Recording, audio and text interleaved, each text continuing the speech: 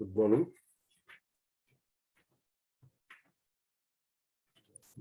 இருபத்தாறாவது கேள்வி இருக்க பாருங்க. 26வது கேள்வி நீங்கள் என்ன விட போட்டிருந்தீங்க?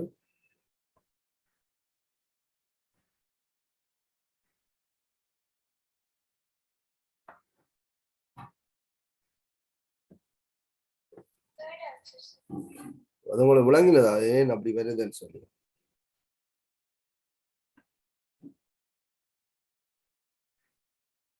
சரி, அதுக்கு கவனிங்க.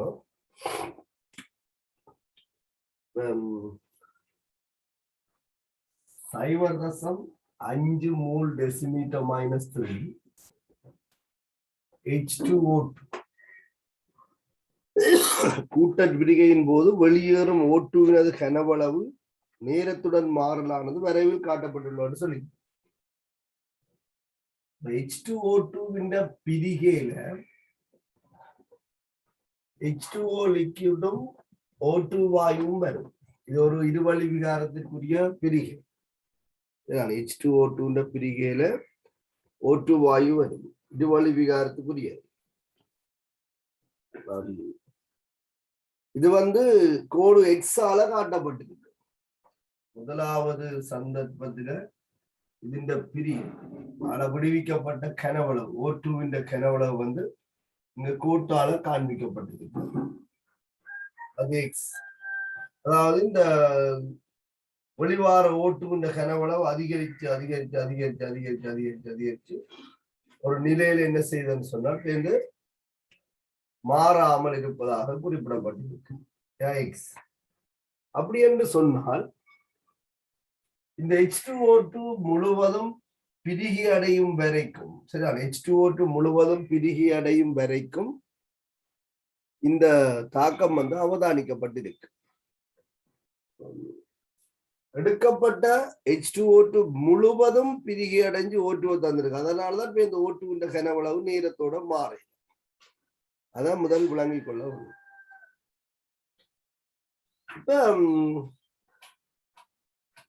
கோட்டினால் காட்டப்படும் விரைவாக இதனை மாற்றுவதற்கு என்ன செய்தல் வேண்டும் என்று கேட்டிருக்கு. என்ன செய்யணும் என்று சொன்னால் இந்த வரைவு இப்படி மாறலாம். இந்த வரைவு இப்படி மாறும். இது Y. இந்த வரைவு இப்படி மாற வேணும்னா என்ன செய்கிறது? வரைவு எக்ஸுக்கும் வரைவு வைக்கும் உள்ள வித்தியாசத்தை முதல் விளங்கிக் கொள்ள வேண்டும். முதலாவது சந்தர்ப்பத்தில O2 கனவளவு மாறாமல் இருக்கும் வரை பிரிகை அனுமதிக்கப்பட்டிருக்கு என்றால் H2O2 முற்றாக பிரியுது என்ற அர்த்தம். இரண்டாவது சந்தர்ப்பத்திலையும் முற்றாக பிரியும் வரை தாக்கம் அனுமதிக்கப்பட்டிருக்கு. அதனாலதான்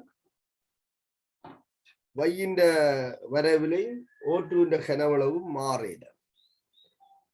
அப்ப விளைவின் அளவு முதலாவது சந்தர்ப்பத்தில் இருக்கிறதை விட இரண்டாவது சந்தர்ப்பத்தில் உயர்வாக இருக்குது என்பதை நீங்க விளங்கிக் கொள்ள வேண்டும்.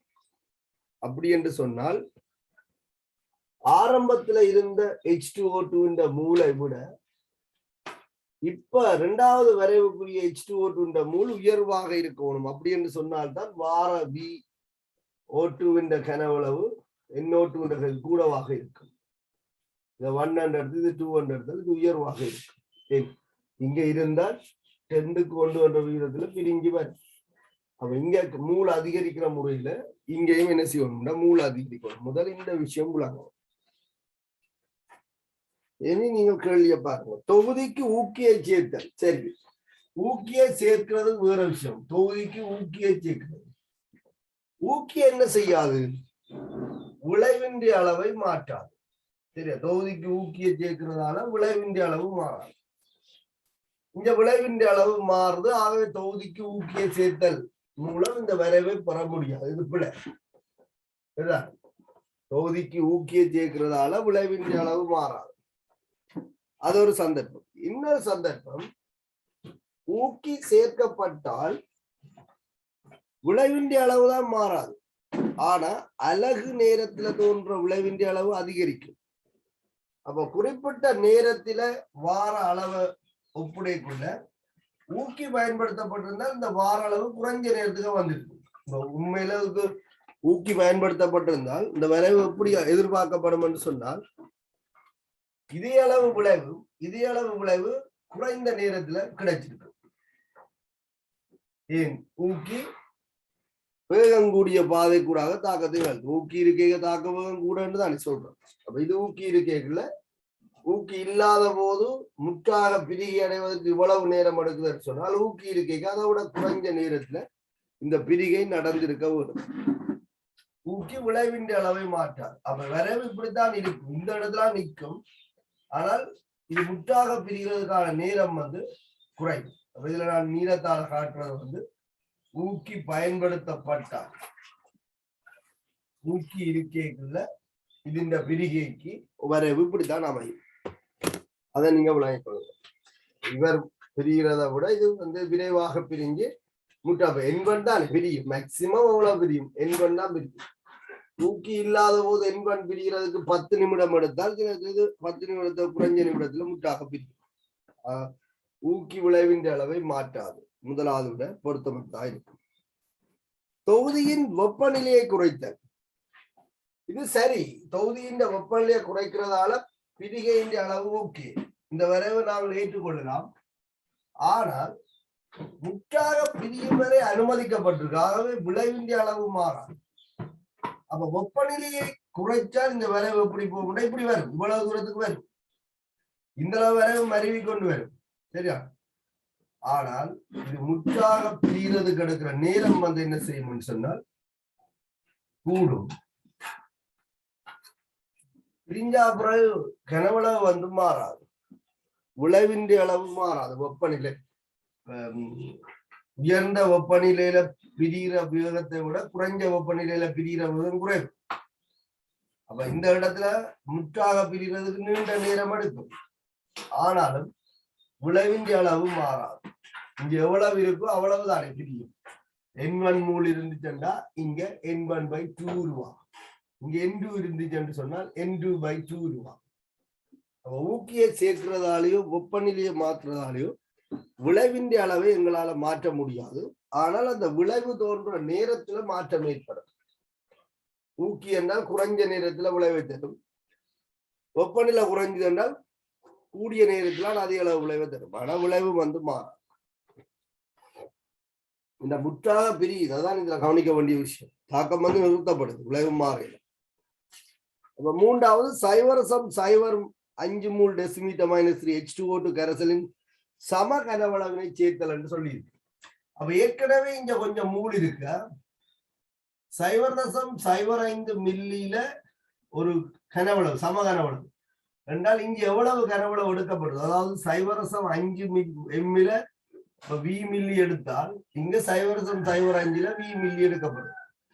எங்களுக்கு என்ன, ஏற்கனவே இருந்த மூலோட இப்ப கொஞ்சம் மூல் மேலதிகமாக சேரும். அப்ப முற்றாக பிரியும் வரை அனுமதிச்சோம் என்று சொன்னால் முதல் இருந்த மூலோட இப்ப இருந்த மூல் கூட, அப்ப வார விளைவின் அளவு அதிகரிக்கும். ஆகவே y என்ற கிராஃபுக்கு பொருத்தமாக பெற வேண்டும் என்று சொன்னால் H2O2 மூல் அதிகரிக்கப்பட வேணும். இங்க அதிகரிக்கப்படுவதாக ஒரு தகவல் சொல்லப்பட்டிருக்கு.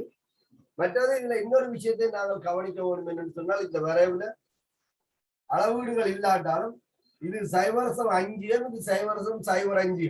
அப்ப விளைவின் அளவு பெரிய அளவில் மாறும், அதாவது கொஞ்சமா அதிகரித்து காட்டியிருக்கிறோம். கனவளவு சமன் செறிவு 10 மடங்கு குறைவு. அப்ப உண்மையில இந்த வரைவு 10ல் ஒரு பங்கு தான் இங்க அதிகரிக்க வரும். அப்ப அங்க கொஞ்சம் தான் அதிகரிக்கலாம் காட்டியிருக்கு. இப்ப இந்த படத்துல அது கொஞ்சம் கூடின மாதிரி தெரியுது, ஆனா இந்த டிஸ்டன்ஸை விட இது குறைவுதான். அப்ப இதை நாங்கள் அளவிட போடப்படாதால ஏற்றுக்கொள்ளலாம். 0.05 மூல் டெசிமீட்டர் -3 H2O2 கரைசலின் சம கனவளவை சேர்த்தோம்னு சொன்னால் மொத்த H2O2 மூல் அதிகரிக்கும். முற்றான பிரிகையில வார O2 மூலம் அதிகரிக்கும். மூல் அதிகரித்தால் கனவளவு அதிகரிக்கும். ஆகவே மூன்றாவது விடை இந்த வரைவுக்கு பொருத்தப்பாடுயாக இருக்கு. மற்றது இதுல பாத்தீங்கன்னா மூன்றாவது விடையில வரைவுல இந்த வேகம் குறையுது. சம கனவளவு சேர்க்கிறோம், ஆனா இது செறிவு குறைவு. ஒட்டுமொத்தமாக கரைசல் இந்த செறிவு குறையும். ஏன் 0.5 V இது 0.05 V. அப்ப மொத்த கனவளவு 2V மாறும். இவற்ற சரிவு 0.5, இவற்ற சரிவு 0.05. அப்ப இறுதி கரைசலின் சரிவு ஆரம்பத்தில் இருந்த சரிவை விட குறையும். அப்ப சரிவு குறைகிறதால இந்த வீதம் குறையுது. வீதம் குறைஞ்சு பிடிகி அடைகிறதுக்கான நேரம் கூடுதலாக எடுக்கிறது. இந்த வரைவில் எவ்வளவு விஷயம் இருக்கு. இந்த எக்ஸ் என்ற வரைவின் வேகத்தை விட y என்ற வரைவின் வேகம் குறைகிறதுக்கு காரணம் ஐதாக்கத்தால ஒட்டுமொத்த செறிவு குறையுது. செறிவு குறையுது, ஆனா மூல் கூடுது. சரிதான். அப்ப உங்களுக்கு இந்த முற்றாக பிரிவுகளுக்கு எடுத்த நேரம் T1 என்றால் இப்ப முற்றாக பிரிவுகளுக்கு எடுத்த நேரம் T2 பெரிதாக இருக்கு. சரிவு குறையும் போது வீதம் குறையும். ஊக்கி ஒன்றினை சேர்ப்பதோடு வெப்பநிலையை குறைத்தல். ஊக்கி ஒன்றினை சேர்ப்பதோடு என்னத்தை செய்தாலும் நீங்க ஊக்கியை சேர்த்து வெப்பநிலையை கூட்டினா வெப்பநிலையை குறைச்சா H2O2 மூல் மாறையில் என்று சொன்னால் முற்றாக பிரிகி அடைஞ்சா அப்புறம் இது முற்றாக பிரிகி அடைஞ்சு இந்த மூல் வித்தியாசம் வரையிலாக. ஆகவே அது பொருத்தப்பாடுறது. சமமான கனவளவு நீர் தொகுதிக்கு சேர்த்தல். சமமான கனவளவு நீரை தொகுதிக்கு சேர்த்தால் இந்த வரை இப்படி வரும். ஐதாக்கத்தால செறிவு குறை. ஆனா இது முற்றாக பிரிகி அடையும் போது வார ஓட்டு இந்த கனவளவு மாறாது. அப்ப இந்த வரைவும் அது ஒன்றாத்தான் அமையும். அப்ப உங்களுக்கு பிரிகிறதுக்கு எடுக்கிற நேரம் கூடலாம், ஆனா விளைவின் அளவில் எந்த விதமான மாற்றமும் ஏற்பட முடியாது. நீங்க வெப்பநிலை குறைச்சா என்ன, கனவளவை கூட்டி செறிவை குறைச்சா என்ன, இதுதான் வரைவு. இந்த சந்தர்ப்பத்தில் இந்த வெப்பநிலை குறைக்கப்பட்டா என்ன, கனவளவை கூட்டி செறிவை குறைச்சா என்ன, பிரிகி அடைகிறதுக்கான வேகம் குறையும். ஆகவே முற்றாக பிரிகி அடைகிறதுக்கு நேரம் அதிகரிக்கும். ஆனாலும் விளைவின் அளவு மாறாது. விளைவின் அளவு மாற வேண்டும் என்று சொன்னால் தாக்கின்ற மொத்த மூல் மாற வரும். அதுல மூன்றாவது விட பொருத்தப்பாடாக இருக்கு.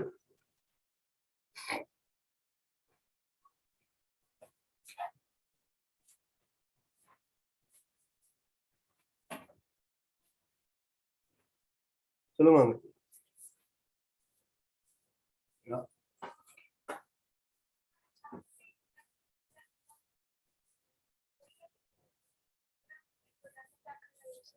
ஓ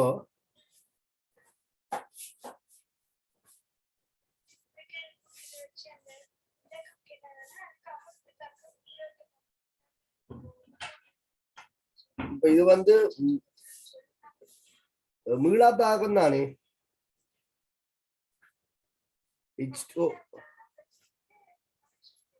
இல்ல இல்ல நீங்க இப்ப என்னென்றால் ஒரு மீளா தாக்கம் ஒரு திசையில நடக்குது.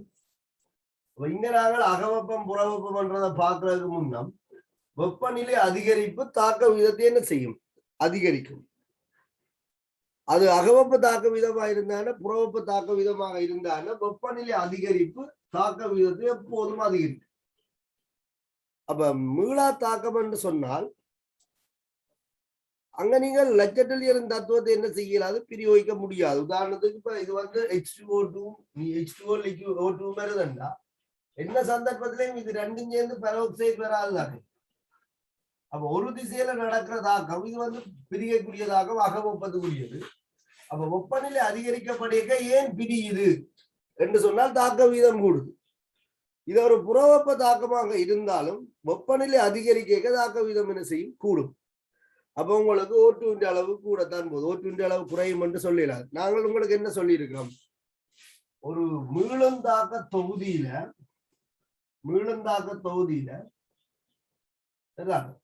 முத்தாக்க வீதம் அகவெப்பமாக இருந்தால் பித்தாக்க வீதம் புறவெப்பமாக இருக்கு.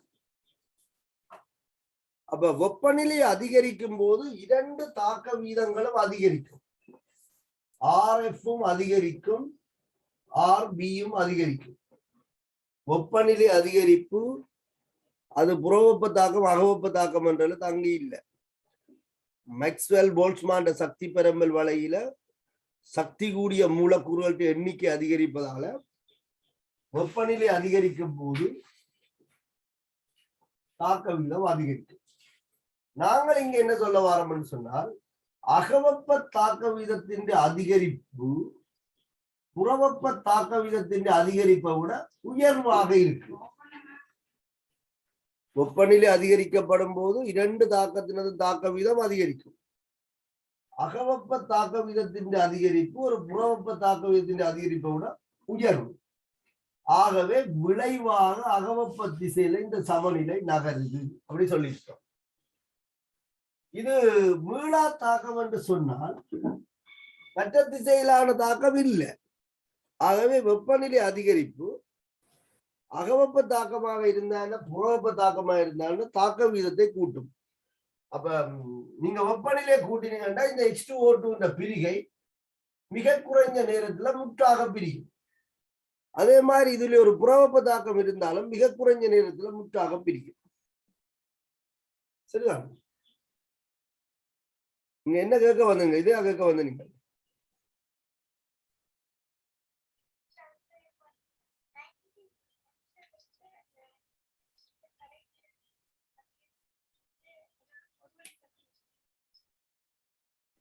வாயுவா திண்மமா?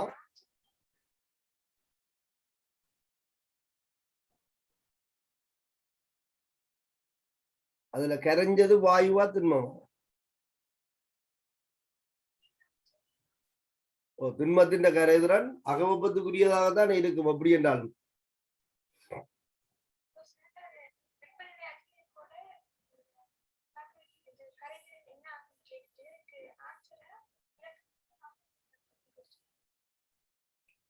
ஒரு எந்த ஒரு சந்தர்ப்பத்திலையும் அகவெப்பத்துக்குரியதாக இருந்தால் வெப்பநிலை அதிகரிக்கும் போது திண்மங்கள்கிட்ட கரைதிறன் அதிகரிக்கும். அது சாதாரணமாக நாங்கள் ஒரு கற்கண்ட அல்லது சீனிய தண்ணீர குளிர் நீர்ல கரைப்பதிலும் பார்க்க சுடுநீர்ல கரைக்க கரைதிறன் கூடுது. அப்போ திண்மங்கள்கிட்ட கரைதிறனை பாதிக்கின்ற காரணிகள் அப்படின்னு சொல்லும் போது திண்மங்கள்கிட்ட கரைதல் அகவெப்பத்துக்குரியதாக இருக்கு. அப்ப வெப்பநிலையை நாங்கள் அதிகரிக்கும் போது திண்ம மூலக்கூறுகளுக்கு இடையிலான அடுத்துள்ள மூலக்கூறுடைய கவர்ச்சி விசையை உடைச்சு கொண்டு அவை கரைகிறதால அங்க நாங்கள் வெப்பநிலை அதிகரிக்கும் போது கரையுது. அப்ப ஏன் வெப்பநிலை அதிகரிக்க கரையுதுன்னு சொன்னால் கரைதல் ஆதல் ஒரு அகவெப்ப தாக்கம். அப்ப வெப்பநிலை அதிகரிக்க அது கரையுதுன்னு சொல்லலாம். அப்ப திண்மங்கள்கிட்ட கரைதல் அகவெப்பத்துக்குரியதாக இருக்கு. மற்றது நாங்கள் ரசாயன தாக்கங்கள்ல இதை கதைக்கும் போது இது சில சந்தர்ப்பங்கள்ல புறவெப்ப தாக்கங்களும் என்ன செய்யலாம், மீளா தாக்கங்களாக இருக்கலாம் தானே. இப்ப சாதாரணமாக ஐதரசன் இருக்கு, H2 இருக்கு, O2 இருக்கு, H2O இருக்கு. இந்த தாக்கம் ஒரு புறவெப்ப தாக்கம். ஏன்? அது தகன வெப்பம். தகன வெப்பங்கள் யாவும் புறவெப்ப தாக்கம். சரி, இந்த தாக்கத்தின் வெப்பநிலை அதிகரித்தால் தாக்க விதம் கூடுமோ குறையுமோ?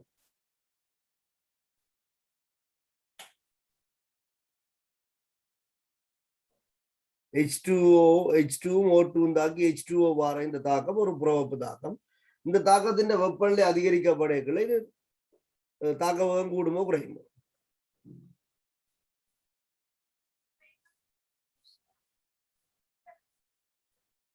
அதான் இது மீளா. இப்ப H2O சாதாரண வெப்பநிலை அமுக்கத்துல பிரிஞ்சு H2O O2 இது மீளா தாக்கம்.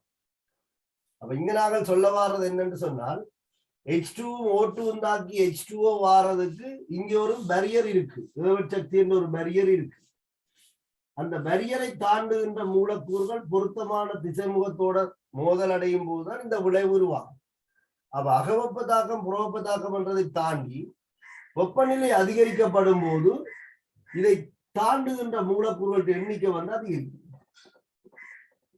அப்ப இது அகவெப்ப தாக்கமாக இருந்தாலும் புறவெப்ப தாக்கமாக இருந்தாங்க தாக்க வீதம் கூடும். அப்ப கரைதலுக்குரிய செயற்பாட்டுல அது அகவெப்பத்துக்குரியது, சக்தியை உறிஞ்சித்தான் கரையுது. அப்ப அது உறிஞ்சுற சக்தியின் அளவு அதிகரிக்கும் போது கரைதல் அதிகரிக்கும். அப்ப திண்மங்கள்கிட்ட கரைதிறன் அகவெப்பத்துக்குரியதாக இருக்கிறதால நாங்கள் திண்மங்கள்கிட்ட கரைதிறனை பற்றி காய்க்கிறோம். வெப்பநிலை அதிகரிக்க கரையுதுன்னு சொல்லி வாயுக்களாக இருந்தால் அது மறுதலையாக வரும். வாயுக்களுக்கு வெப்பநிலை அதிகரிக்கப்படும் போது கரைதிறன் குறையுது. சரி, இதுல இப்ப மீளாத்தாக்கம் தானே. இப்ப இது மீளுந்தாக்கம் என்று சொன்னாலும் நாங்கள் 2 தாக்க விதம் அதிகரிக்குதுன்னு தான் சொல்ல போறோம். அகவெப்ப தாக்க வீதம் அதிகரிக்கத்தான் போகுது, புறவெப்ப தாக்க வீதம் அதிகரிக்கத்தான் போகுது. ஆனா அந்த அதிகரிக்கிற வீதம் ஒன்றோடு ஒப்படைக்க இன்னொன்றுக்கு உயர்வாக இருக்கு. அதனால நிகர தாக்கம் ஒரு திசையில நகருது, நாங்கள் குறையுதுன்னு சொல்ல மாட்டோம். அப்ப இது மீளா தாக்கமாக இருந்தால் அந்த திசையில தாக்க வீதம் என்ன செய்யும்? அதிகரிக்கும். சரிதான்? இரண்டாவது குழப்பமா இருக்கும். 2000 எத்தனை பேப்பர்?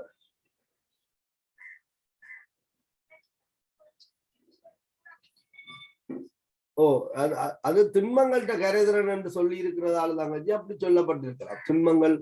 திண்மங்கள்கிட்ட கரைதிறன் அகவெப்பத்துக்குரியது, வெப்பநிலை அதிகரித்தால் கரைதிறன் கூடும்.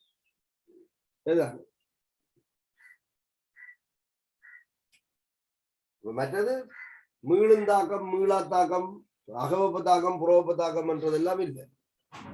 கதை இதுதான். வெப்பநிலை அதிகரிக்கப்படும் போது சக்தி கூடிய மூலக்கூறுகள் எண்ணிக்கை அதிகரிக்கும். வேவச்சக்தி தான் தாக்கிய விளைவின் அளவை கட்டுப்படுத்த போகுது. வேவச்சக்தி கூடிய மூலக்கூறுகள் பொருத்தமான திசை முகத்தோட மோதும் போது விளைவுகளை தோற்றுவிக்கும். அப்ப வெப்பநிலை அதிகரிப்பு மீளும் தாக்கமாக இருந்தான தாக்க வீதத்தை கூட்டத்தான் போகுது, மீளா தாக்கமாக இருந்தான தாக்க வீதத்தை கூட்டத்தான் போகுது. சரிதான்? அப்ப மீளா தாக்கம் என்று சொன்னால் ஒரு திசையிலேயே தாக்க வீதம் கூடிக்கொண்டிருக்கும். மீளும் தாக்கம் என்றா ரெண்டு திசை தாக்க வீதமும் கூடும். எந்த திசை தாக்க வீதம் உயர்வாக அதிகரிக்குதோ சமநிலை வந்து ஒன்று முன்னோக்கி நகரலாம் அல்லது பின்னோக்கி நகரலாம். தாக்க வீதம் என்று பார்க்கும்போது ரெண்டுமே அதிகரிக்கும்.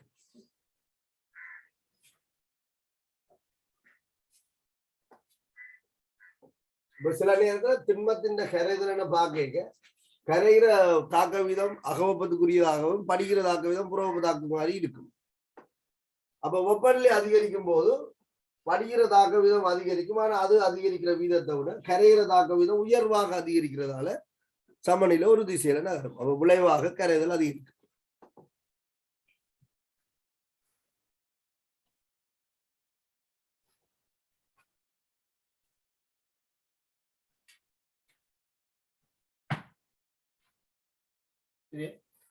அடுத்த கேள்வியை பாருங்க, கணித்தலோடு சம்பந்தப்பட்ட ஒரு கேள்வி.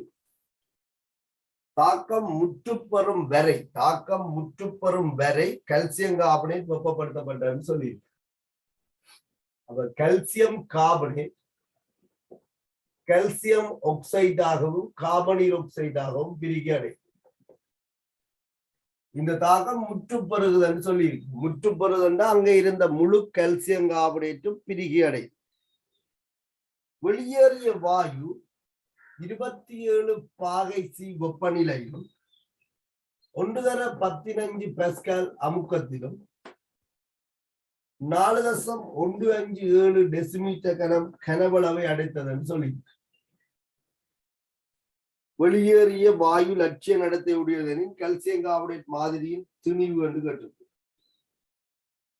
தாக்கம் முற்றுப்பெறும் வரை கல்சியம் கார்பனேட் வெப்பமேற்றப்பட்டது. இதன் போது வெளியேறிய வாயு 27 பாய்ச்சிலே அமுக்கத்திலே என்ன கனவளவுன்னு சொல்லி கல்சியம் கார்பனேட் மாதிரியில திணிவு. அப்ப பிவி சமன் எண்ணாட்டிய பாவித்து என்ன செய்யலாம்? வெளிவந்த CO2 மூல காணலாம். அப்ப அமுக்கம் 1.15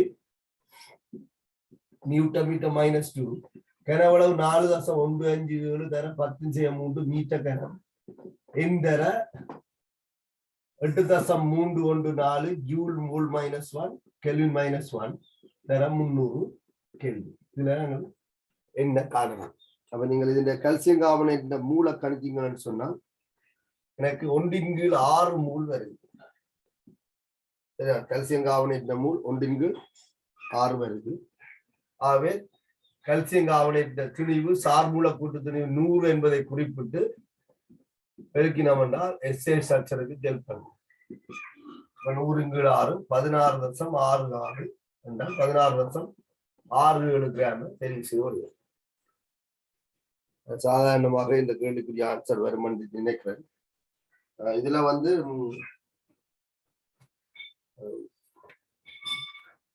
கணித்தலின் படி கல்சியம் கார்பனேட் தூய கல்சியம் கார்பனேட்டாக இருந்திருக்கவும் மாதிரி என்று சொல்லிக்கல சில நேரத்தில் எங்களை குழப்பம் வரும் என்று சொன்னால் அதில் ஒரு பகுதிதான் கால்சியம் கார்பனேட்டாக இருக்கும்னு சொல்லி அப்ப இந்த கேள்வியில தூய கால்சியம் கார்பனேட் என்றிருந்தா உங்களுக்கு குழப்பம் இல்லாம இருக்க வாய்ப்பு இருக்கு.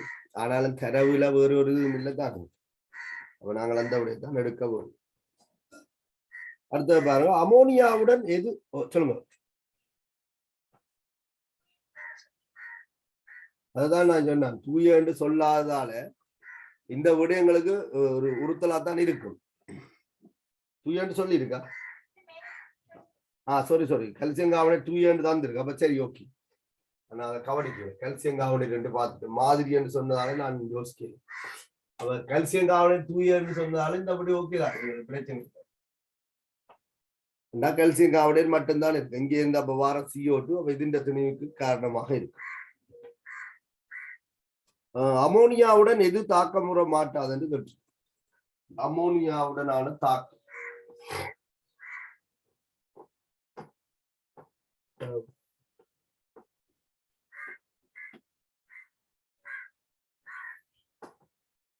அமோனியாவுடன் எது தாக்கமுறது? உங்களுக்கு அமோனியாவுக்கும் Cl2க்கும் தாக்கம் படிச்சிருப்பீங்க, 3 விதமாக படிச்சிருப்பீங்க. இதுல அமோனியா தாழ்த்தியாக தொழிற்படுகின்ற தாக்கமாகவும் குறிப்பிட்டிருக்கு. அமோனியா தாழ்த்தியாக தொழிற்படுற தாக்கங்களுக்கு உதாரணம் கேட்டால் 3 தாக்கம் இதோட குளோரினோடைய இருக்கு.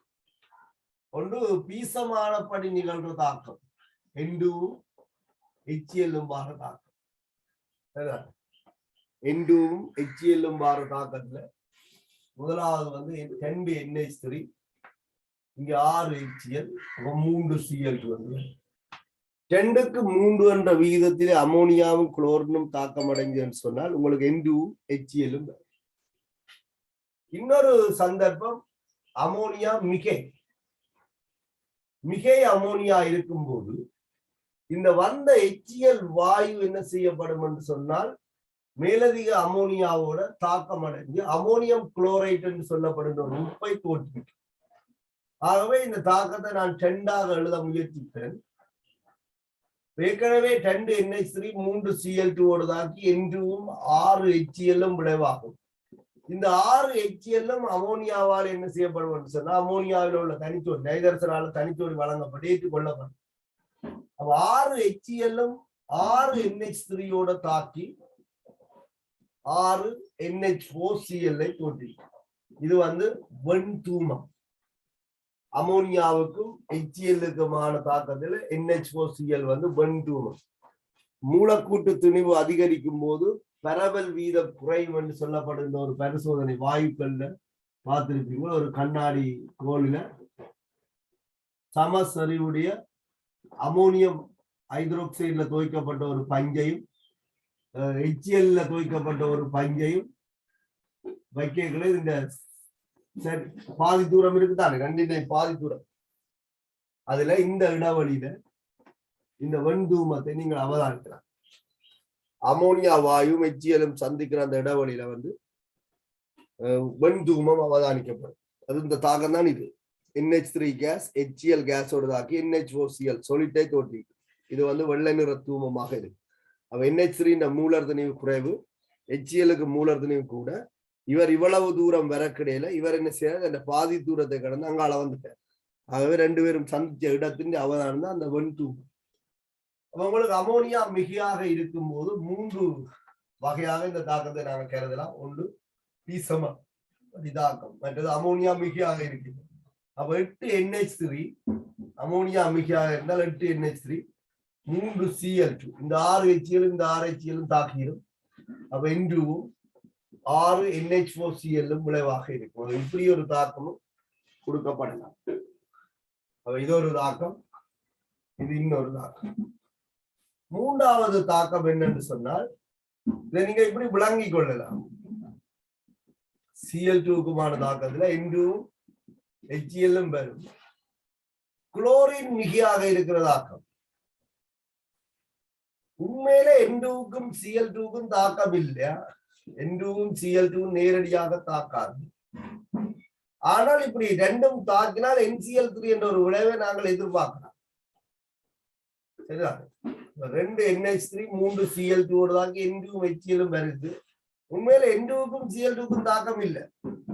இப்ப கார்பனும் Cl2 தாக்கி CCl4 வராது. ஆனா மெதேனும் Cl2 தாக்கி CCl4 வருந்தாங்க. இது வருந்தாங்க. அது மாதிரி NH3 வந்து மிகை Cl2 இருக்கு என்ன செய்யணும்னா NCl3 ஆக வரும். நான் உங்களுக்கு சொல்ல வரேன்னு இந்த விளைவை கண்டுபிடிக்கிறதுக்காக. அப்ப NH3 Cl2 தாக்கி NCl3. அப்ப இதுல 2 N2 இருக்கிறார நீங்க அப்படி விளங்கி கொள்ளலாம். N2ம் மேலதிக Cl2 தாக்கி NCl3 வருதல் நீங்கள் கற்பனை பண்ணி கொண்டால் உண்மையில இந்த தாக்கம் இல்லை. கற்பனை பண்ணி கொண்டால் 2 NH3 சரிதான் 6 Cl2 இந்த N2 இந்த 2 தாக்கின மாதிரி கருதுனா போயிடும். NCl3யும் 6 HCl-ம் வரும். எல்லாம் பீசமானம் 2 மடங்குல இருக்கிறதால இதுல 2 NCl. அப்ப ஒரு NH3 3 Cl2 NCl3 3 HCl என்று எழுதலாம். ஆனா கவனம் இப்படி ஒரு தாக்கம் இல்லை. இதுதான் இப்ப நீங்க நேரடியாகவே எழுதுறாங்க. CH4க்கும் Cl2க்குமான தாக்கத்துல CCl4 வார மாதிரி கருதலாம். NH3க்கும் Cl2க்குமான தாக்கத்துல NCl3யும் HCl-ம் பெறும். இதுல 3 வகையாக இந்த தாக்கம் குளோரினுக்கு இருக்கு. ஒன்று பீசமானபடி தாக்கம், குளோரின் அமோனியா மிகையாக இருக்கு, மற்றது குளோரின் மிகையாக இருக்கு. அதை நீங்க எல்லாம் படிச்சிருப்பீங்க. மற்றது சோடியத்துக்கும் திரவ அமோனியாவில கரைக்கிற தாக்கம் எஸ் பிளாக்ல படிச்சிருப்பீங்க.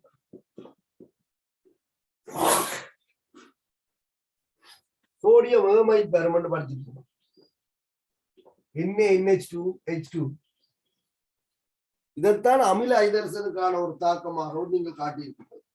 திரவ அமோனியாவில கிடைக்கப்பட்ட சோடியம் வந்து அமில ஐதரசனோட வந்து தாக்கம் அடைகிறதுன்னு சொல்லி சரியா. திரவ அமோனியாவில கரைக்கப்பட்ட சோடியம் அமோனியா இது அமில ஐதரசனோட தாக்கம் பண்ணா திரவ அமோனியாவில சோடியத்தை கரைச்சா அது NaNH2 வந்துடும். அப்ப NH2- அமில ஐதரசனை வாங்கி தாக்கத்துக்கு உட்படும். இது இந்த தாக்கமும் இருக்கு. இது உங்களுக்கு பிரச்சனை. அடுத்தது செப்பு ஆக்சைடுக்கும் அமோனியாவுக்குமான தாக்கத்துல வந்து அமோனியா தாழ்த்தியாக தொழிற்படுற சந்தர்ப்பங்கள் தான் இதுதான். செப்பு ஆக்சைடுக்கும் அமோனியாவுக்குமான தாக்கத்துல இங்க செப்பும் N2H2O சரி. அமோனியா தாழ்த்தியா தொழிற்படுற தாக்கங்களுக்கு உதாரணமாக நீங்கள் இந்த தாக்கங்களை பார்த்திருக்கீங்க. செப்பு ஆக்சைடு வந்து CU-ஆக தாழ்த்தப்பட -3 ஒட்சியேற்ற நிலையில் இருக்கிற நைதரசன் 0 ஒட்சியேற்ற நிலைக்கு ஒட்சியேற்றப்படும்.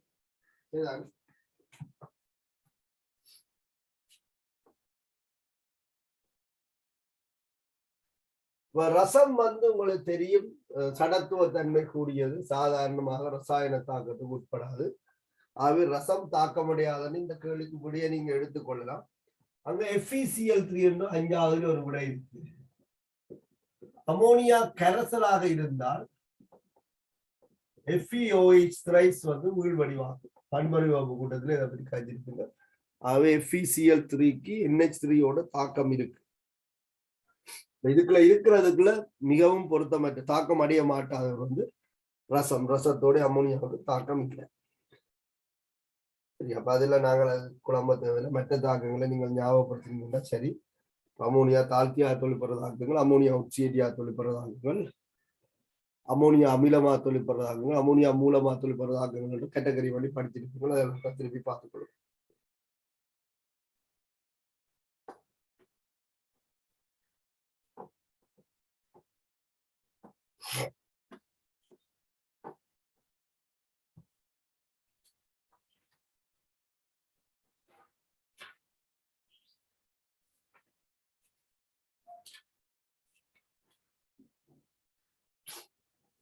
அடுத்த பாருங்க, சோல்வே முறை சோடியம் கார்பனேட் தயாரிப்பு முறை இருக்குதான். சோடியம் கார்பனேட் தயாரிப்பு அதுல வந்து மூலப்பொருட்கள் சோடியம் கார்பனேட் தயாரிப்புக்கு மூலப்பொருட்கள் என்று சொல்லும் போது அமோனியா CO2 NaCl H2O சொல்லி குறிப்பிடப்பட்டிருக்கு. சரி, அது இந்த மூலப்பொருட்கள்ல வந்து அமோனியா CO2 NaCl. அப்ப NaCl என்பது பிரைன் கரைசல்.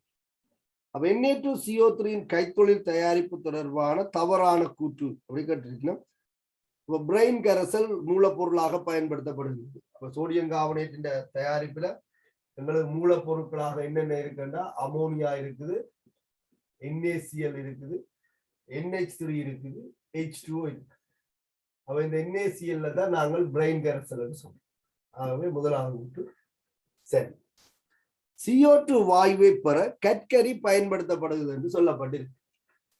அப்ப இந்த CO2 சரி, இதுல வார அந்த CO2 எங்க இருந்து வருகுது என்ற தகவல் சில இதுல கனவேருக்கு குழப்பமாக இருக்கலாம். அவ நீங்க விளங்கிக் கொள்ள வேணும் என்னன்னு சொன்னால், இந்த CO2 கற்கரியில இருந்து வரையில காபன தகனம் அடைஞ்சாலும் CO2 வரும். சரியான காபன தகனமடைய செய்தாலும் CO2 வரும். ஆனா இந்த கார்பன் ஆக்சைடு இந்த இடத்துல இப்ப இரும்பு பிரித்தெடுப்புல கற்கரியின் தகனத்துலதான் CO2 வருது. இங்க நாங்கள் கால்சியம் கார்பனேட் வெப்ப பிரிகை அடைய செய்வதன் மூலம்தான் CO2 வாயுவை பெற்றுக்கொள்கிறோம். இதுல வந்த இந்த கால்சியம் கார்பனேட் கால்சியம் ஆக்சைடு வந்து வேறொரு படியில பயன்படுத்தப்படுகிறது நீங்க விளங்கி கொண்டிருக்கீங்க. சரி, இதுல இந்த ஒரு படியில முதலாவது படியில வெப்ப பிரிகையால வர கால்சியம் ஆக்சைடு வந்து வேறொரு படியில இந்த ப்ரொசீஜர்லயே பயன்படுத்தப்படுது. ஆகவே கார்பன் ஆக்சைடு வாயுவை பெற கற்கரி பயன்படுத்தப்படுகிறது என்று அது இந்த கைத்தொழில் செயற்பாட்டில உங்களுக்கு மூலப்பொருட்கள் தாக்கங்கள் எடுத்துக்கொள்ளக்கூடிய ஒரு விஷயம். முதலில் அமோனியா வாயுவும் பின்னர் CO2 வாயுவும் கலக்கப்படுகிறதுன்னு சொல்லி உங்களுக்கு தெரியும். 4 படிகள்ல இந்த சோடியம் கார்பனேட் பிரித்தெடுப்பு நிகழ்த்தப்படுது. முதலாவது படியில வந்து அமோனிபிகேஷன் சொல்றது, அமோனியா வாக்க சரிதான மேல இருந்து NaCl பிரெயின் கரைசல் ஸ்ப்ரே பண்ணப்பட கீழே இருந்து வந்து அமோனியா வாயு அனுப்பப்படும். அப்ப இதன் மூலம் NaCl வந்து நிரம்பல் கரைசலாக்கப்படும். NaCl அமோனியாவால நிரம்பல் ஆக்கப்படும். இரண்டாவது படியில நிரம்பலாக்கப்பட்ட NaCl வந்து மேலிருந்து கீழ் நோக்கி ஸ்ப்ரே பண்ணப்பட CO2 வந்து கீழிருந்து மேல் நோக்கி அனுப்பப்படும். இதாவது முரணோட்ட முறை என்று சொல்றது. கரைசல் மேலிருந்து கீழாகவும் வாயு கீழிருந்து மேலாகவும் இது அனுப்பப்படுவதன் மூலம் முரணோட்ட முறையில இந்த கரைதல் வந்து ஒன்றோடு ஒன்று வினைத்திறனாக்கப்படுது. அப்ப உங்களுக்கு முதல்ல அமோனியா வாயு பின்னர் CO2 வாயு கலக்கப்படுகிறதுன்னு சொன்னால் படிமுறை 1 அமோனியா வாக்கமும் படிமுறை 2 கார்பனேட் ஆக்கமும் இருக்கு. சரிதான். ஆகவே அந்த கூட்டை நாங்கள் ஏற்றுக்கொள்ளலாம். இரண்டாம் கோபுரத்தில் CO2 வாயு கலக்கப்படுதல் ஒரு புறவெப்ப தாக்கமாகும் சொல்லி இரண்டாம் கோபுரம் இல்ல முதலாம் கோபுரத்திலையும் இந்த கரைதல் ஒரு புறவெப்பத்துக்குரியதாக இருக்கும். அப்ப இந்த தொகுதியின் வெப்பநிலை அதிகரிக்கும். தொகுதியின் வெப்பநிலை அதிகரிக்கும் போது வெப்பநிலையை குறைக்க வேண்டிய உத்தியை நாங்கள் இங்கே கையாள வரும்.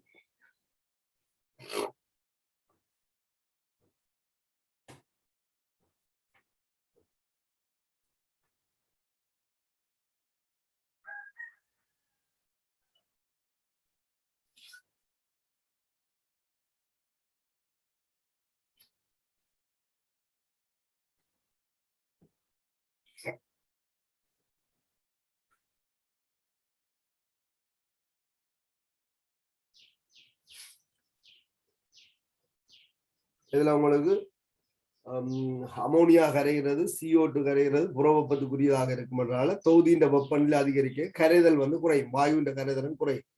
ஆகவே இந்த 2 தொகுதிகளும் வந்து குளிர்விக்கப்பட்டு பொருத்தமான வெப்பநிலையில பேணப்படுவதாக குறிப்பிடப்பட்டிருக்கு. இந்த இண்டஸ்ட்ரியல் தாக்கங்களை பாத்தீங்கன்னா தெரியும். முதலில் அமோனியம் கார்பனேட் சோடியம் கார்பனேட் பெறப்பட்டு பின் வெப்பமாக்கப்படுகிறது சொல்லி மூன்றாவது படிமுறையில சோடியம் கார்பனேட் எங்களுக்கு கிடைக்கும், இருகார்பனேட் கிடைக்கும். இத பெறப்பட்ட இந்த சோடியம் இருகார்பனேட் வெப்ப பிரிகைக்கு உட்படுத்துவதன் மூலம் தான் சோடியம் கார்பனேட்டாக உற்பத்தி செய்யப்படுது.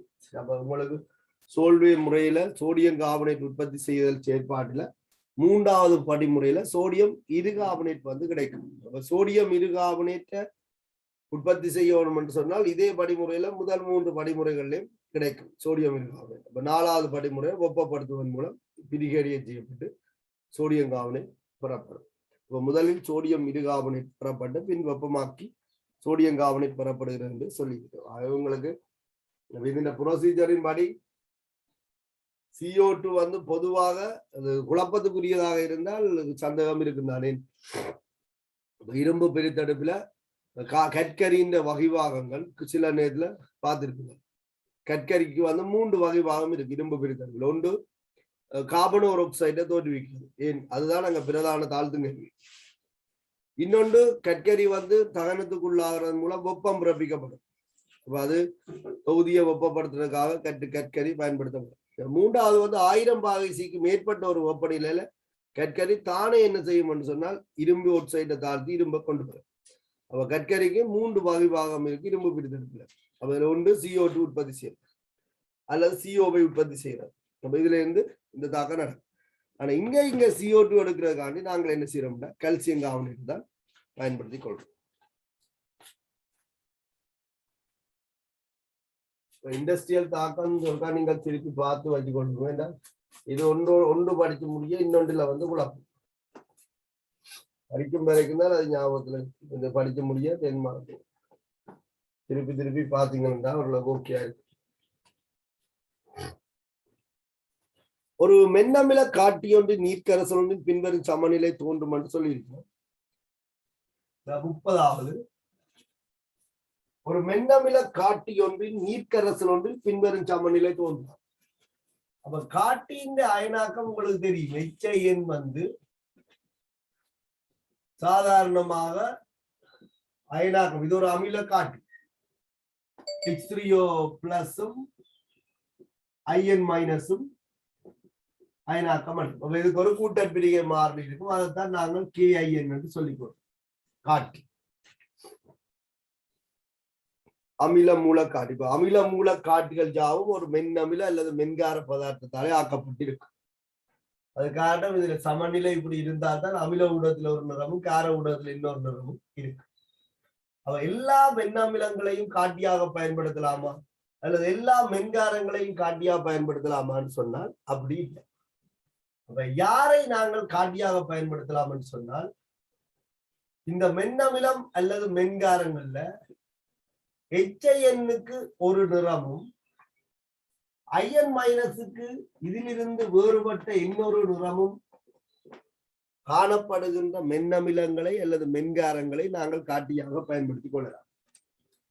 ஒரு காட்டி என்பது கூட்டற்பிரிகைக்கு முன்னர் இருக்கிற இந்த HIN-க்கு ஒரு நிறத்தையும் கூட்டற்பிரிகையின் மூலம் வந்த IN மைனஸுக்கு வேறொரு நிறத்தையும் வெளிக்காட்டக்கூடியதாக இருக்கும். அப்படியான ஒரு மென்னமிலத்தை அல்லது மென்காரத்தை அமில மூல காட்டியாக பயன்படுத்தும்.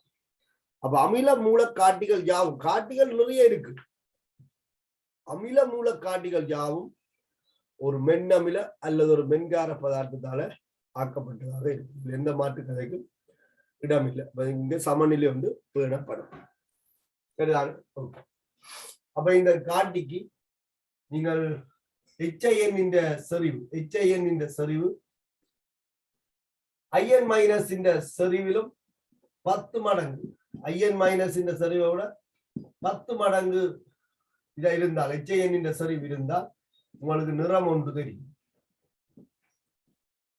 இந்த சமநிலையில HIN இந்த செறிவு IN மைனஸ் இந்த செறிவை விட 10 மடங்கு பெருசாக இருந்தால் நிறம் ஒன்று தெரியும்.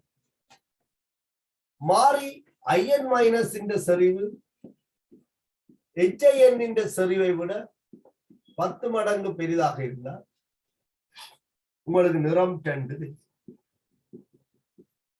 இதுதான் இந்த காட்டின் தொழிற்பாடு. இரண்டிற்கும் இருவேறு நிறங்கள் வெளிக்காட்டப்படும். ஒன்று கூட்டப்பிரிகை அடையாத மென்னமில மென்கார பதார்த்தம் ஒரு நிறத்தையும் அதன் கூட்டப்பிரிகையில வார அந்நியன் வேறொரு நிறம் அல்ல இதுல இருந்து வேறுபட்ட ஒரு நிறத்தையும் வெளிக்காட்டும். இது காட்டின் இயல்பு அல்லது காட்டியாக பயன்படுகிற ஒரு மென்னமில மென்காரம் இப்படித்தான் இருக்கு.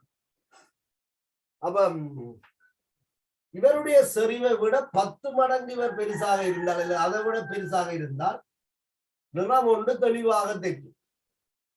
இவருடைய செறிவை விட இவர் 10 மடங்கு பெருசாக இருப்பாரா இருந்தால் நிறம் டெண்டு தெளிவாக தெரியும். அப்போ ஒரு அமில கரைசலுக்குள்ள நாங்கள் இந்த காட்டியை பயன்படுத்தினமாக இருந்தால் அமிலத்தின் அயனாக்கத்தாளவார் H3O+ இந்த காட்டியின் அயனாக்கத்துல பொது அயனாக தொழிற்படும். ஆகவே காட்டியின் கூட்டப்பிரிகையின் அளவு குறைஞ்சு சமநிலை பின்னோக்கி நகரும். இதன் காரணமாக HIN செறிவு அதிகரிக்கும், IN மைனஸ் செறிவு குறையும். அப்ப IN மைனஸ் செறிவோடு ஒப்பிடும் போது HIN செறிவு அதிகரிக்கும். அப்ப 10 மடங்கு அதிகரிக்கல நிறம் ஒன்று தெளிவாக தெரியும். ஆகவே அமில ஊடகத்தில நாங்கள் அமில ஊடகம் என்று சொன்னாலும் தாழ் pHல நிறம் ஒன்று அவதானிக்கப்படும். தாழ் pH சரிதானே என்றால் காட்டிக்கு உண்மையா அமிலங்காரம் தெரியாது. காட்டி தனக்கண்ட ஒரு ரேஞ்சை வச்சிருக்கு. அப்ப அந்த சந்தர்ப்பத்துல அது குறைஞ்ச pH-க்குரிய நிறத்தை காண்பிக்கும். அப்ப தாழ் pH என்று சொல்லலாம். அதை அமில நிறம் என்று சொல்றோம். சரியா? அமில ஊடகத்துல pH நிறம் 10 ஒன்று தெரியும். இந்த காட்டிக்குள்ள ஒரு காரத்தை சேர்த்தோம்னு சொன்னால் NaOH போன்ற ஒரு வெண்காரத்தை சேர்த்தால் அது என்ன செய்யும்? இந்த சமநிலையில இருக்கிற காட்டின் சமநிலையில இருக்கிற H+ சமநிலை கலவையில இருந்து அகற்றும், நீராக அகற்றும். அப்ப நீங்க சமநிலையை பிரயோகிக்கலாம். தத்துவத்தை பிரயோகிங்கன்னு சொன்னால் சமநிலையில உள்ள ஒரு கூறு அகற்றப்படுது. ஆகவே அதன் செறிவை அதிகரிக்கும் முகமாக HIN பிரிகை அடையும். அப்ப சமநிலை முன்னோக்கி நகரும். அவள் பிரிகை அடையும் போது HIN செறிவு குறையும், IN மைனஸ் செறிவு அதிகரிக்கும். கிட்டத்தட்ட இதன் செறிவோட இது 10 மடங்கோட இது பெருசாக இருந்துச்சுன்னு சொன்னால் இப்ப உங்களுக்கு IN மைனஸ் செறிவு அவதானிக்கப்படும். ஆகவே கார ஊடகத்துல அதாவது உயர் pH நிறம் 2 அவதானிக்கப்படும். நாங்கள் நிறம் 1 அமில ஊடகத்துக்குரிய நிறமாகவும் நிறம் 2 கார ஊடகத்துக்குரிய நிறமாகவும் அடையாளப்படுத்திக் கொள்வோம். அதான் தாழ் நிறம் உயர் நிறம் என்று சொல்றோம். காட்டி தனக்கண்ட ஒரு ரேஞ்சை வச்சிருக்கு. காட்டிக்கு ஒரு pH இருக்கு, pH வீச்சு. காட்டின் pH வீச்சு அது pKn வேல்யூல இருந்து பிளஸ் ஓ மைனஸ் ஆக இருக்கு, பிளஸ் ஓ மைனஸ் 1. அப்ப pKn வேல்யூல இருந்து pH 1 குறைஞ்சால் அதை பொறுத்தவரையில தாழ் pH-க்குரிய நிறம், 1 கூடினால் உயர் pH-க்குரிய நிறம். இனி நீங்க கேள்வி பாருங்க. இந்த கேள்வி தர்க்க ரீதியாக யோசிக்கக்கூடிய ஒரு கேள்வி. இதுக்கு கணித்தல் அப்படி ஒன்றுமே தேவையில்லை. இந்த காட்டின pKn வேல்யூ 10 என்று தந்திருக்கிறோம். pKn value 10. சரிதானே? KIN 1 தர 10. அப்ப pKin 10. அதுல pKin தான் 1 தர 10 இருக்கு. நான் தவறா இருக்குமா நினைக்கப்பட்டான். வல்லன தூய கல்ச்சியங்காவலிட்டு நான் பார்க்காம இருக்கேன். இப்படி இருக்கு. அப்ப காட்டின pKn வேல்யூ 10 என்றால் இவருடைய தாழ் pH 9, உயர் pH 11. அப்ப இந்த காட்டிய பொறுத்தவரையில pH வீச்சு 9க்கும் 11க்கும் இடையில இருக்கு. அப்ப 9ஐ விட குறைந்த pH எல்லாம் இந்த காட்டிய பொறுத்தவரையில தாழ் pH அமில ஊடகத்துக்குரிய நிறத்தை காட்டு. 11ஐ விட கூடிய pH எல்லாம் உயர் pH கார ஊடகத்துக்குரிய நிறத்தை காட்டு. நீங்க சொல்லுங்க, அமில ஊடகத்துக்குரிய நிறம் காட்டப்பட வேணும்னா IN மைனஸ் செறிவை விட HIN செறிவு பெரிது. அது கிட்டத்தட்ட இதை விட 10 மடங்காக இருக்கு. HIN கார ஊடகத்துக்குரிய நிறம் விட HIN செறிவோட IN மைனஸ் செறிவு உயர். இப்ப நீங்கள் இந்த காட்டியை கொண்டு எங்க போடுறீங்க? pH 7 உடைய ஒரு கரைசலுக்க போடுறீங்க. pH 7 உடைய கரைசலுக்களை போட்டால் எங்க இருக்கு? 9 விட குறைஞ்சதான் 7. அதாவது தாழ் pH அவதானிக்கப்படும். அதாவது அமில ஊடகத்துக்குரிய நிறத்தை இந்த காட்டி காண்பிக்கும். அப்ப அமில ஊடகத்துக்குரிய நிறம் என்பது நிறம் 1க்குரியது. இது எப்ப வெளிக்காட்டப்படும்? IN மைனஸ் செறிவை விட HIN செறிவு உயர்வு 10 அல்லது 10ஐ விட பெரிதாக வரும்போது தெளிவாக இந்த நிறம் 1 அவதானிக்கப்படும். இப்ப என்ன கேட்டிருக்கிறோம்? பின்வருவற்றில் எது உண்மையானது அப்படின்னு சொல்லிட்டு அந்த இதைத்தான் நீங்க விளங்கணும். இதே இடத்துல pKn வேல்யூ ஒரு 2 அல்லது 4 அல்லது 5 இருந்தால் உங்களுக்கு IN மைனஸ் செறிவு உயர்வாக இருந்திருக்காவே. காட்டிய பொறுத்தல அந்த நிறம் தெரிஞ்சு வரணும். இதுல pKn வேல்யூ 10, பிகேஎன் வேல்யூ ஒரு 6 என்றால் பிகே 5 என்றால் காட்டிட்ட பிஹெச் வீச்சு 4க்கும் 6க்கும் இடையில இருந்து அப்ப 7 என்பது உயர் பிஹெச் என்றால் 2 காட்டணும் அப்ப IN மைனஸ் ஒரு உயர்வாக இருக்கும் பாடமாக்கி கொள்ள முடியாது முதல்ல காட்டின்ற பிஹெச் வீச்சை விளங்கி கொள்ள வரும் தாழ் பிஹெச்ல ஏன் காட்டி நிறத்தை காட்டுது உயர் பிஹெச்ல ஏன் வேறொரு நிறத்தை காட்டுது என்பதற்கான சமநிலை விளக்கம் இருக்கணும் அதை அடிப்படையாக கொண்டு கரைசல்ல என்ன நிறம் வழிகாட்டப்படும் அப்ப ஆருடைய சரி உயர்வாக இருக்கும் சொல்லி நீங்கள் சொல்லலாம் சரிதான் இதுல உங்களுக்கு குழப்பம் இருக்குமா இதை விட உங்களுக்கு ஓகே வந்ததானே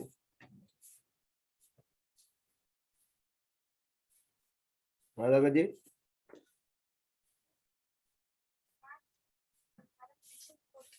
ஓகேயா நீங்க என்ன விட கொடுத்த நீங்கள்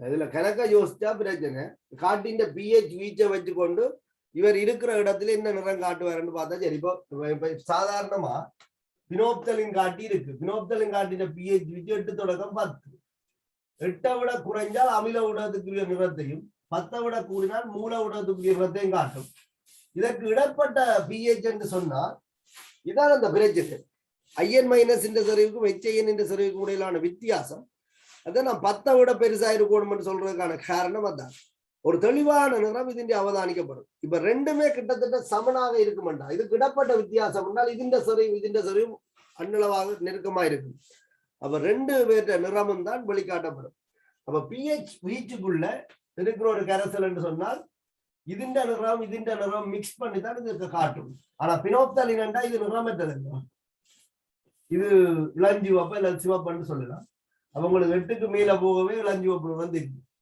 ஏண்டா இதுண்ட நிறம் தான் வெளிக்காட்டும் அவ காட்டி நிறமற்றதாக இருக்குண்டா பினோப்தலின் நிறமற்றதாக இருக்குதுன்னு சொன்னால் அமில ஊடகத்துக்கு HIN என்ற சரி உயர்வாக இருக்கும் இளஞ்சிவப்பு நிறமாக இருக்குண்டா IN மைனஸ் இந்த நிறம் உயர்வாக இருக்கும் அப்ப அதுக்கு நாங்கள் முதல்ல இந்த ஸ்கெட்ச் போட்டுருக்கோம் எப்ப இவர் என்ன நிறத்தை காட்டுவார் ரெண்டா இப்ப வீச்சு என்ன இவர் எங்க இருக்கிறார் அமிலத்துல இருக்கிறாரா அல்லது மூலத்துல இருக்கிறாரா அவரை பொறுத்தவரையில அமிலமா மூலமானு பார்த்தா இதுல நீங்க 7.5 ஒரு பிஹெச்ல கொண்டே பினோப்தலினை விட்டாலும் HIN சரி உயர்வாக இருக்கும் IN மைனஸ் சரி குறைவாக இருக்கும் சரிதானே நோட்ஸ் திருப்பி பாருங்க கொஞ்சம்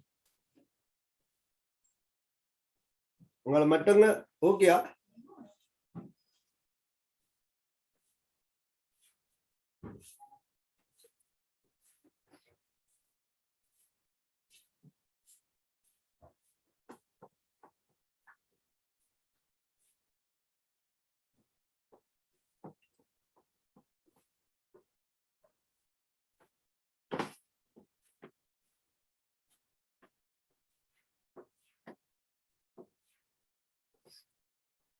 The 2011 புது சிலபஸ்ல இந்த நிறம் வந்து தரைக்குள்ள தாழ் நிறம் உயர் நிறம் என்ற ஒரு சொல்லுதான் பாவிச்சிருக்காங்க காட்டிய பொறுத்தவரையில உண்மையா தாழ் நிறம் உயர் நிறம் தான் அமில ஊடகத்துல நிறம் கார ஊடகத்துல நிறம்ன்றது இல்லை இப்ப மெதைல் ஒரேஞ்சு இருக்கு மெதைல் ஒரேஞ்ச பொறுத்தவரையில 4.4 விட கூடின பிஹெச் உடைய கரைசல்கள் எல்லாம் அமிலம் காரம் ஆனா எங்களை பொறுத்தவரையில அதெல்லாம் என்ன அமிலம் அப்ப நிறம் வந்து அது உயர் நிறத்தை காட்டுதுன்னா கார ஊடகத்துக்கு நிறத்தை காட்டல உயர் நிறம்ன்றதான் ஒன்று இப்ப வந்து திருப்பி அமில நிறம் கார நிறம் போட்டிருக்காங்க அப்ப நாங்கள் அதுல அந்த சரியான விளக்கத்தை பெற்றுக் கொள்ளணும் அந்த காட்டிய பொறுத்தவரையில கார நிறம்ண்டா அது தண்ட பிஹெச் வீச்சை விட கூடின ஒரு வீச்சுக்குரிய பிஹெச்ல இருக்கு அப்ப கட்டாயம் அந்த பொருள் காரமா இருக்கணும்ன்ற அவசியம் இல்லை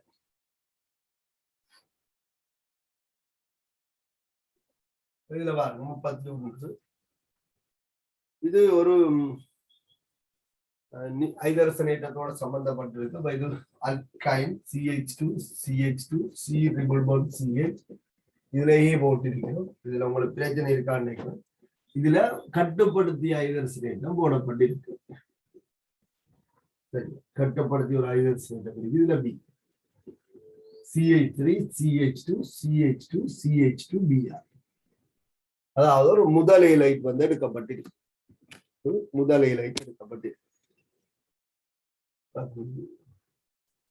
இந்த இடம்தான் இப்ப எங்களுக்கு மிக முக்கியமான ஒரு இடம். இது எங்களுக்கு பிரச்சனை இல்லை. சாதாரணமாக நாங்கள் ஒரு மும்மை பிணைப்பில் உள்ள ஒரு பைப்பிணைப்பை மட்டும் உடைச்சு அல்கீனை பெறுவது என்பது ஒரு சாத்தியப்பாடு குறைஞ்சது. சரியா? பழைய சிலபஸ்கள் எல்லாம் நாங்கள் சில நேரத்துல சமமூல் அப்படின்னு சொல்லி ஒரு பாவனை பாவிச்சிருக்கோம். அதெல்லாம் எங்கள் 7ஆம் அறிவின்படி நாங்கள் அப்படி யோசிக்கிறது. இப்ப நிக்கலுக்கு H2 போட்டுட்டு சமமூல் H2 என்று சொன்னால் நாங்கள் என்ன நினைக்கிறதுன்னு சொன்னால் ஒரு பைப்பிணைப்ப உடைய இதுங்க ஒரு மூலுக்கு ஒரு மூல் ஐதரசனை கொடுக்குறது. அப்ப ஒரு மூல் பைப்பிணைப்பு உடைஞ்சிட்டு இனி தாக்கம் அடைகிறதுக்கு ஐதரசன் இல்லை. ஆகவே இது மட்டும் விளைவாகும் சொல்லி நாங்கள் எழுதுகிறோம். அது எவ்வளவு தூரத்துக்கு சாத்தியம் என்பது உண்மையா கேள்விதான். ஏன் சமமூல் எடுப்பது என்பதும் அவ்வளவுக்கு பொருத்தப்பாடு குறைஞ்சது, அதுல அதை கட்டுப்படுத்துறது என்பதும் அவ்வளவுக்கு சாத்தியப்பாடு குறைஞ்சது. ஆகவே இந்த சிலபஸ் அப்டேட்ல இப்ப இந்த முறையில அதுக்கு முதல் சிலபஸ் அப்டேட்லயே இந்த லிண்டர் ஊக்கி அப்படின்னு சொல்லப்படுற ஒன்று வந்து அறிமுகப்படுத்தப்பட்டது. இந்த இத்து போன நியாயம் எல்லாம் இல்ல, சமமூல் அப்படின்னு எல்லாம் போய் காட்டாம ஒரு ஊக்கி முன்னிலையில ஐதரசனேற்றம் செய்யப்பட்டால் அங்கே ஒரு பைப்பிணைப்பு மட்டும்தான் உடைக்கப்படும். அது ஊக்கியே என்ன செய்ய மாட்டா 2வது தாக்கத்தை நிறுத்தி கொள்ளும். அப்ப லிண்டர் ஊக்கி என்று சொல்றது. லிண்டர் ஊக்கி அது என்ன? லிண்டர் ஊக்கி பலேடியம், பேரியம் சல்பேட், குயினோலைன் சொல்றாங்க. இதுதான் அந்த லிண்டர் ஊக்கி. அப்ப லிண்டர் ஊக்கி முன்னிலையில ஐதரசனேற்றம் செய்யும் போது அல்கைன்ல இருக்கிற ஒரு பைப்பிணைப்பு மட்டும் உடைக்கப்பட்டு அல்கீன் பெறும். அது மேலதிக தாழ்த்தலை நிறுத்தி கொள்ளும். ஊக்கி வந்து தடுத்து கொள்ளும். நாக மயக்கி ஊக்கி நஞ்சு என்று தமிழ்ல எழுதுவாங்க. எங்களுக்கு அவ்வளவு பலேடியம் H2 பேரியம் சல்பேட் குயினோலைன் என்று சொல்லி நாங்கள் அடையாளப்படுத்தினார். பலேடியம் H2 பேரியம் சல்பேட் குயினோலைன் 2 இதுல போட்டோம் என்று சொன்னால் இந்த ஊக்கி முன்னிலையில ஐதரசனேற்றம், அப்ப கட்டுப்படுத்தி ஐதரசனேற்றம் நடக்கும். அல்கைன்ல இருந்து அல்கீனை பெர்ஃபெக்டா எடுக்கிறதுக்கான ஒரு தாழ்த்தல் முறை தான் இது. ஆகவே ஏல வந்து லிண்டர் ஊக்கி பயன்படுத்தப்பட்டிருக்கு. அங்கால வந்து பாத்தீங்கன்னு சொன்னால் பி சாதாரணமாக முனைவு நிபந்தனையில எதீனுக்கு HBRக்கு உடனான தாக்கத்துல எதீன் மட்டும்தான் முதல் இலைட்டை தரும். ஏனைய அல்கீன்கள் வலி இலைட்டுகளை தான் தரும். நீங்க மார்க்கோனிகோவின் விதி அப்படின்னு சொல்லி படிச்சிருக்கீங்க. இந்த பொறிமுறையிலேயே உங்களுக்கு அது விளங்கும். முதல் கார்போஹைட்ரேட்டை விட வலி கார்போஹைட்ரேட் உறுதி என்பதால வலி இலைத்தான் விளைவாகும். சரிதான்? இதுண்ட தள்ளுகால இந்த பிணைப்பு இதுலதான் உடைக்கும். அப்ப இவர் அங்க போக இது இங்க வரும். அப்ப உங்களுக்கு வலி கார்போஹைட்ரேட் தான் உருவாகும். சரியா? ஒரு வலி கார்போஹைட்ரேட் தான் உருவாகும். முதல்ல ஐதரசன் வந்து இந்த வலி கார்போஹைட்ரேட்ல இந்த Br- வந்து அடிச்சு உங்களுக்கு வலி இலைத்தான் வரும். அப்ப புரோப்பீனுக்கே வலி இலைத்தான் வரும் என்றால் வேறு எந்த ஒரு அல்கீனுக்கும் முனைவு நிபந்தனையில இந்த தாக்கம் நடக்கும். இந்த தாக்கத்தின் பொறிமுறை இலத்திரன் நாட்ட கூட்டல் தாக்கம். ஒரு அல்கீனுக்கும் HBRக்குமான தாக்கம் வந்து இலத்திரன் நாட்டம் கூட்டல் தாக்கம். இலத்திரன் நாட்ட கூட்டல் தாக்கம்.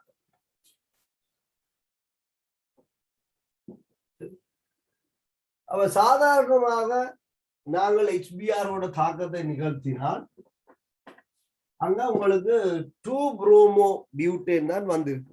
2ல தான் Br இணைஞ்சிருக்கும். எந்த சந்தர்ப்பத்திலையும் இந்த 1ல வந்து இணைஞ்சிருக்கு வாய்ப்பே இல்லை. அப்படி 1ல மாத்தி இணைக்க வேணும்னு சொன்னால் முரண் மார்க்கோனிகோவின் தாக்கம் சொல்லி கேள்விப்பட்டிருப்பீங்க. அங்க வந்து ஒரு பெராக்சைடு பயன்படுத்தப்பட வேண்டும். குறிப்பாக சேதன பெராக்சைடுக்கும் HBRக்குமான தாக்கம் அதிக அளவில் ஒபே பண்ணும் என்று சொல்லப்பட்டிருக்கு. பழைய புத்தகங்கள்ல சில நேரத்துல Na2O2 அப்படியெல்லாம் சொல்லி இருக்குது. ஆனாலும் ஸ்பெஷலா என்ன சொல்லப்பட்டிருக்கு, HCl கூட இதுல பயன்படுத்துறது விரும்பத்தக்கது இல்லை. இந்த சேதன பெராக்சைடு முன்னிலையில HBRக்கான தாக்கத்துல தான் இது அதிக பெர்சன்டேஜ்ல ஒழுகுது. இதுல HCl R2O2 HCl என்று எழுதினால் இது எவ்வளவு தூரத்துக்கு இந்த முதல் ஹைலைட் வரும் என்பது உண்மையா கேள்வி. சரிதானே? அது அவ்வளவு தியரட்டிக்கலா நாங்கள் சொல்லுவோம்.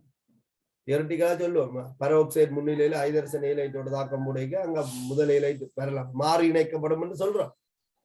ஆனா அந்த HBR இருக்கைகளே எவ்வளவுக்கு பெர்ஃபெக்டா இந்த விளைவு வருதோ அந்த விளைவு HCl அது மற்றதோட எதிர்பார்க்கிறாது. அதுலயே R2O2 பயன்படுத்துறது இதுல சொல்லப்பட்டிருக்கு. சேதன பெராக்சைடு தான் பிரதானமா குறிப்பிடப்பட்டிருக்கு. ஆனா பெராக்சைடு பழைய புத்தகங்கள் எல்லாம் பல பெராக்சைடுன்னு சொல்லிட்டு Na2O2 எல்லாம் போடப்பட்டிருக்கு. சரியா? அப்ப இதுண்ட பொறிமுறை கூட்டல் தாக்க பொறிமுறை, இலத்திரன் நாட்டு கூட்டல் தாக்க பொறிமுறை இல்லை. இது பெராக்சைடு முறை அதுங்கிற சிலபஸ்ல இப்ப இல்லை. இந்த பொறிமுறை இருக்கு, சிலபஸ்ல எங்களுக்கு இல்லை. அங்க மூலிகங்கள் உருவாக்கப்படுவதன் மூலம், சரியா, சுயாதீன மூலிகங்கள் உருவாக்கப்படுவதன் மூலம் தான் இந்த தாக்கம் நிகழ்த்தப்படும். அப்ப R2O2 முன்னிலையில முதல் கார்போஹைட்ரேட் உறுதியானதுன்னு சில பேர் யோசிப்பாங்க. அது அப்படி இல்லை.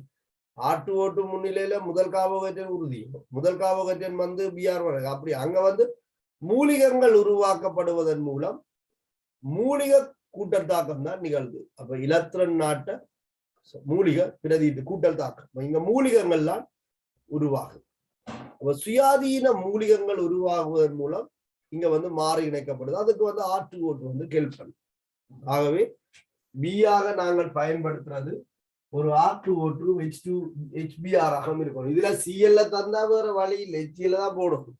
PR போட்டா என்ன Cl வந்தது உங்களுக்கு அதுல குழப்பம் இருக்கான்னு நினைக்கிறேன். நிக்கல் H2 நீங்கள் போட்டீங்கன்னு சொன்னால் நேரடியாக அல்கேனே வரும். இதற்கு நிக்கல் H2 போட்டால் அல்கேனே விளைவாகும். சரிதான்? 4 கார்பனை கொண்ட ஒரு அல்கேன் தான் விளைவாகும். அப்ப அது போடலாது. HBR போட்டால் ஒரு வழியிலை தான் விளைவாகும். ஆகவே டியும் பொருத்தப்பாடு இல்லை, ஏயும் பொருத்தப்பாடு இல்லை. பியும் சியும் பொருத்தப்பாடு. ஏக்கும் பிக்கும் பொருத்தமான தாக்க பொருள் என்று சொல்லி இருக்கால பியையும் சியை நீங்கள் தெரிவு செய்து கொள்ளலாம். இப்ப 2வது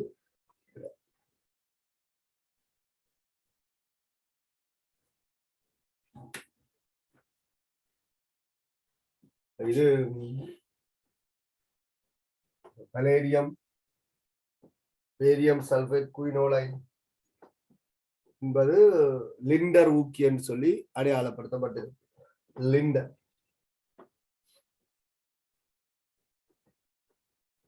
லிண்டர் ஊக்கி முன்னிலையில ஐதரசனேற்றம் செய்தால் எங்களுக்கு தாக்கம் எப்படி நிகழும்.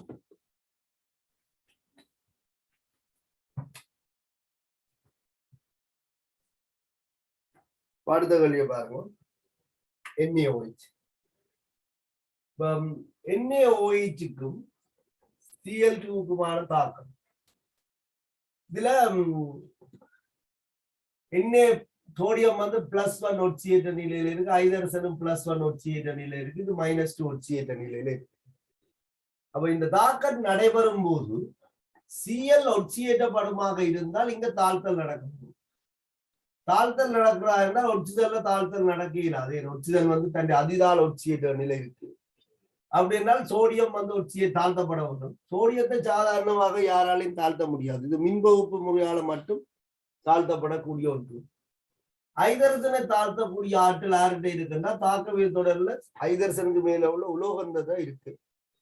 ஆகவே Cl2 ஒட்சியேற்றப்படுவதற்கு இதுல இருக்கிற யாரும் என்ன செய்ய மாட்டோம்னு சொன்னால் உதவ மாட்டோம். அந்த இலத்திரனை ஏற்கிறதுக்கு யாரும் இங்க தயாரில்லை. சரி, Cl2 இலத்திரனை ஏற்கலாம் என்றால் இங்க Na+ கொடுக்கறது வழி இல்லை, H+ இலத்திரனே இல்லை, ஒட்சிதன் தான் கொடுக்க வேண்டும். ஒட்சிதன் தன்னை விட மின்னழுத்தன்மை கூடிய மூலம் என்றால் அது வாய்ப்பு இருக்கு. ஆனா குளோரினுக்கு கொடுக்குற அளவுக்கு சாத்தியப்பாடு இல்லை. ஆகவே இவர் தாழ்த்தப்படுவதற்கு இங்க வாய்ப்பு இல்லை. ஆகவே என்ன செய்யலாம், எப்படி இந்த தாக்கத்துக்கு உட்படலாம்? இவர் ஒட்சியேற்றப்படணும்னா இங்க யாரும் இலத்திரனை ஏற்க தயார் இல்லை. சரி, தாழ்த்தப்படலாம் என்றால் இங்க யாரும் இலத்திரனை இழக்கிறதுக்கும் தயார் இல்லை. அப்போ ரசாயன தாக்கம் நடக்கணும்னா என்ன செய்யணும்? இலத்திரன் பரிமாற்றம் நடக்கும். இது பூச்சி ஒட்சியேற்ற நிலையில இருக்கு. அப்ப சேர்வைகள்ல இதுக்கு ஏதாவது ஒரு ஒட்சியேற்றனும். ஆகவே இந்த ஊடகத்தை பயன்படுத்தி இந்த Cl2 என்ன செய்யுதுன்னு சொன்னால் இருவழி விகாரத்துக்கு உட்படும். அதாவது தானே தாழ்த்தப்பட்டு தானே ஒட்சியேற்றப்படுது. -1 ஒட்சியேற்ற நிலைக்கும் +1 ஒட்சியேற்ற நிலைக்கும். இந்த மாதிரி காரங்களோட பொஸ்பரஸுக்கு சல்பருக்கு அலசன்களுக்கு தாக்கம் இருக்கு. இதை நாங்கள் இருவழி விகார தாக்கங்கள் சொல்லி அடையாளப்படுத்திக் கொள்வோம். இருவழி விகார தாக்கங்கள் சரியா? தாங்களே ஒட்சியேற்றப்படுகிறது, தாங்களே தாழ்த்தப்படுகிறது. அப்ப ஐதான குளிர்ந்த NaOH என்று சொன்னால் சரியா? ஐதான குளிர்ந்த NaOH என்று சொன்னால் இங்க உருவாக்கப்படுகின்ற OCl- ஒப்பீட்டு ரீதியில உறுதியானது. இப்ப OCl- விட OBr- உறுதி குறைஞ்சு, அதை விட OI- உறுதி இன்னும் குறைஞ்சு. ஒப்பீட்டு ரீதியில இதுதான் உறுதியானது.